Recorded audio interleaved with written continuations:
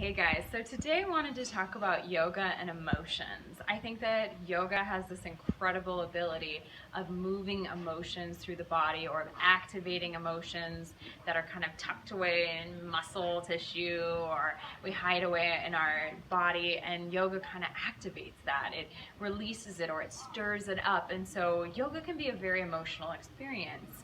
There's kind of a funny saying that if you haven't cried on your yoga mat, you're not doing it right. But that's not my belief. I do believe you're welcome to let whatever emotion moves through you move through you. But it is kind of it's really interesting to think about how when you're doing a hip opener, like pigeon, you can feel maybe something moving through you emotionally. Maybe it stirs up some past fear or trauma or anger, or if you're in happy baby, how vulnerable is that pose? That's such a vulnerability. And what is it like when a yoga teacher approaches you in that pose? What kind of emotions can flood inside of you?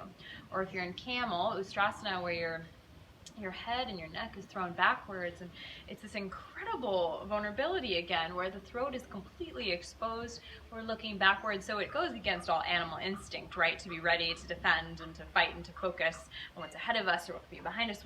We're completely vulnerable. Anything could happen, anything could come, anything could grab us, and that vulnerability can make people feel things. And so I would encourage you when you're doing a yoga practice to think about, maybe just spend a day, thinking about what each asana can kind of do for you emotionally, what it is able to stir up or change or shift or move. And I think the more that you can send your breath to the part of the body that is stretching, like in pigeon, as I mentioned, when you breathe into your hip flexors and you breathe really big and deep into the belly, you can feel the flexors expand. And when they're expanding down there in that groin area and you're sending that prana and that energy down there, really crazy things can happen. Crazy good, right? It's all about healing and releasing and growing and letting go, and yoga is so transformative in those ways and in a million other ways. And so while I want you, of course, during your yoga practice to focus on your breath and where you're sending the breath, I think it's a great exercise to spend a practice or a few practices exploring and experiencing what's going on the emotional level as well.